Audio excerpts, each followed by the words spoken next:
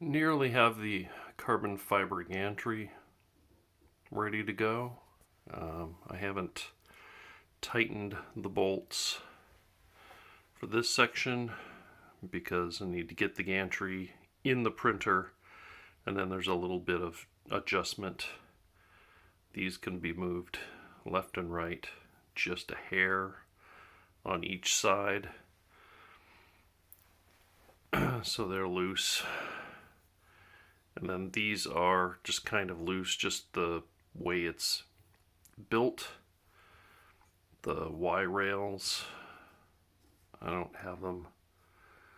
I don't have the part right here that traps the belt that will clamp that together tighter. And the part that I've just been working on is the X carriage here, where I had a couple issues. I should have taken it apart and filmed it, but I didn't. The first issue I had is with the carriage on this rail. The carriage on this rail, when I got it, and I had it set on the aluminum extrusion, it had some binding, so it was just not moving smoothly on the rail, and I figured there was something not right with it.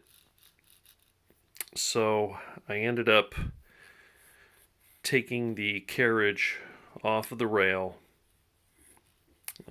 put it into a little porcelain bowl, and started working on the bearings with a toothpick, and found that one side the bearings were fine, and the other side the bearings were something was making them not rotate smoothly. So I ended up taking the entire carriage apart.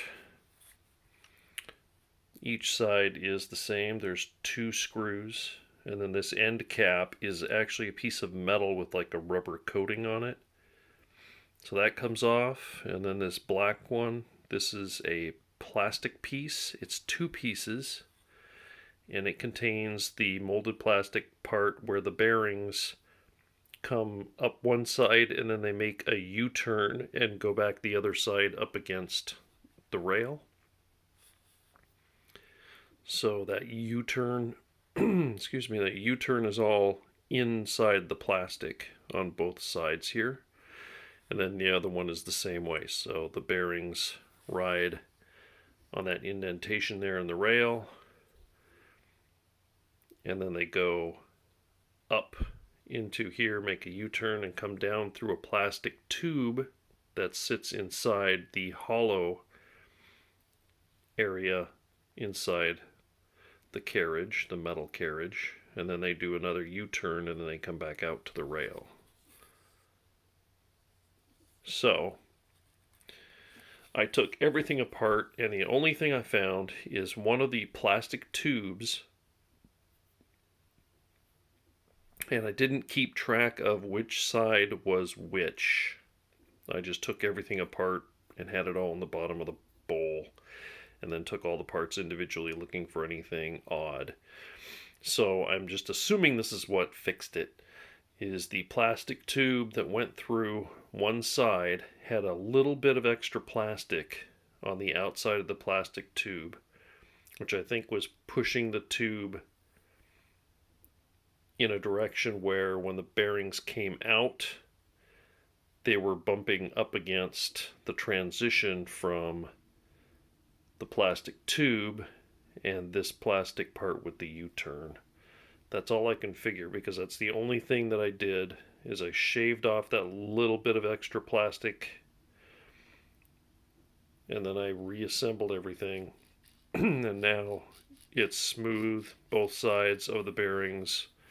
Before I greased it, I put a toothpick in there and I moved the bearings left and right, and before that one side they they were jamming up. It took pressure to push the bearings around their track, and sometimes one would pop out because it took too much pressure. And there's a small, thin piece of metal that keeps the bearings in the channel, and so they would pop out. So after getting it all reassembled, both sides moved smoothly with no catching. So then I greased it up, and now it's much better than it was before.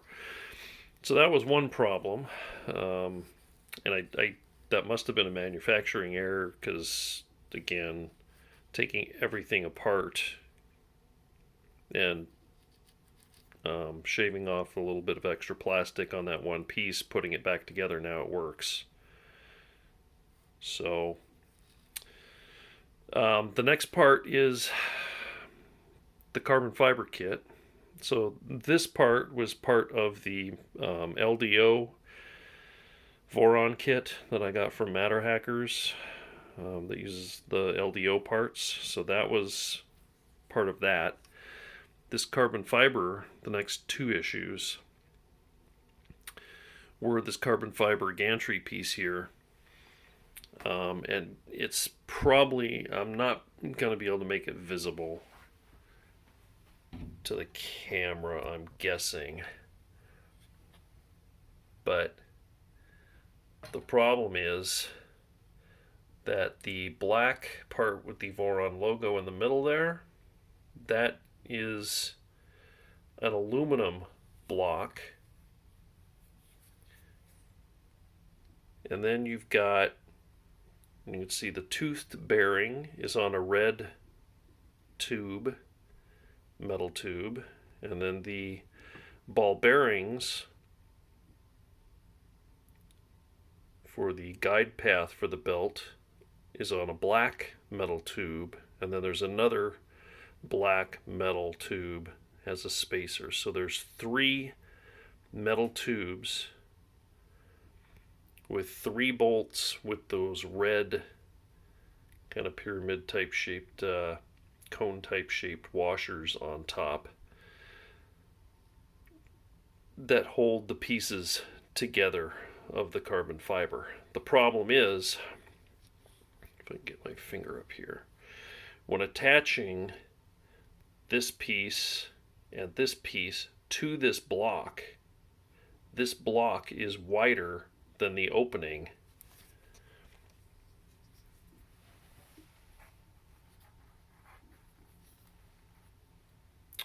right here. So this opening is all dependent on these three metal tubes.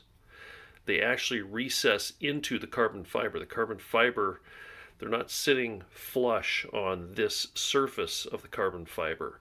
They actually sit inside a slight recess in the carbon fiber.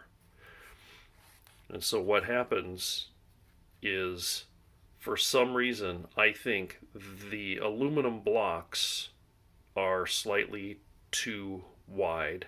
So they're spreading the carbon fiber apart here, whereas these three bolts and these spacers hold this part together more narrow. I'm just trying to do this with one hand and not drop it on the floor. So you end up with this part being wider, this part being narrow. So when I first was trying to slide this on, it wouldn't slide on. When I got it to slide on, you could see that this carbon fiber, I could put my fingernail under it there because it's tighter here than it is here. And so I was trying to figure out what I can do if I had assembled them wrong, because they are mirror images. The one on the left and the one on the right, they are the same assembly, but they're mirror images. And on this side, you can see the tooth pulley is on the top, and this side, the tooth pulley is on the bottom. So it tells you, as you're going through the instructions, make sure you're using the proper part. The right hand side has the pieces for the right hand side, some of the carbon fiber, and there's a black aluminum piece there between those bottom two carbon fiber pieces. They are side specific, and so they have little recesses that are different from the right and left side, and I made sure that I got the right and left ones on the right side.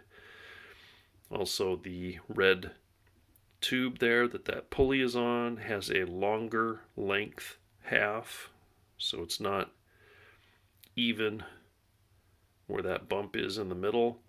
So I made sure I've got all the parts right for the right side and the left side. So I really think that either of those three tubes are too small, or more likely the aluminum block there is too big. Now, I don't have a really good way of taking that block and sanding the top and bottom to narrow it to get the carbon fiber to fit better. So what I've done is I loosened the 3 screws or 3 bolts on the top,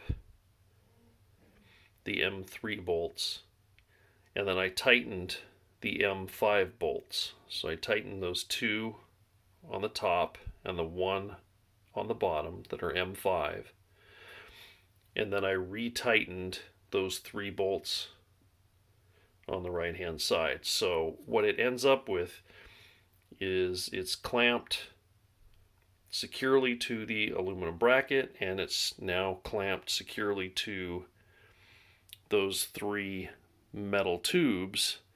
But unfortunately, that top piece of carbon fiber, like I said, you're probably not going to see it on camera, but it's lower on the right hand side in this view because those tubes just aren't quite long enough compared to the aluminum bracket. So I think it'll be okay, but it just kind of ticks me off that it's, you want this to be kind of obviously lined up right and everything fitting perfect.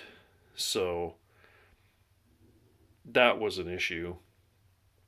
And then the next issue, where I'm actually stopped at right now, is the next step of putting it on to the carriages here, which I think I have this backwards. I think this is supposed to be pointing forward, but it doesn't matter, because the manual says to use M3 by 5 millimeter bolts, and there's 4 on each side, and then there's also 1 more bolt that's an M3 by 5 that's used for the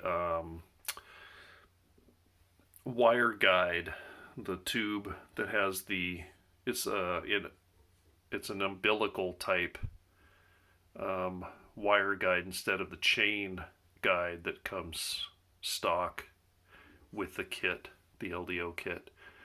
So there's supposed to be 9 of these socket head cap screws, 3 millimeter M3 by 5, and there were none in my kit.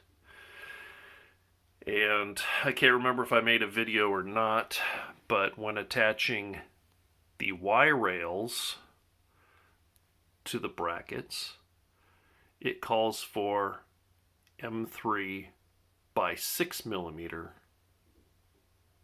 and there were none in the kit. And the bill of materials says that it includes, I think it was 6 that the manual says it includes, but it requires 10.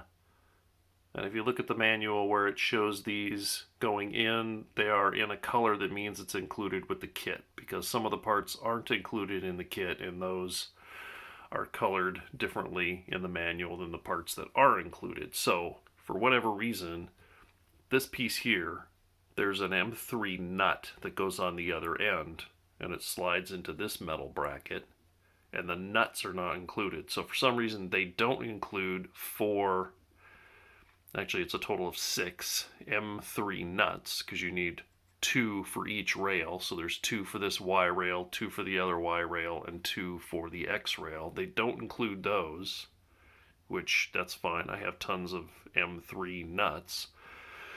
But also, the manual specifically says that they include 6 of these M3x6 screws when you actually need 10, but my kit did not include any. And it says that it includes 9 of the M3x5 bolts, and it didn't include any of those either. So a while ago today, I actually got on the Chaotic Lab website and I used their contact form to let them know. I wasn't, I didn't care about the M3x6 because I could go to my local Ace Hardware store and I was able to buy 10 of those. So that wasn't a big deal. But what is a big deal is the fact that these are M3x5. And in the US, finding M3x5 is not going to be easy. So I'm going to have to order those from Amazon. And that combined with the carbon fiber not lining up right, so it's like pinched down on the ends.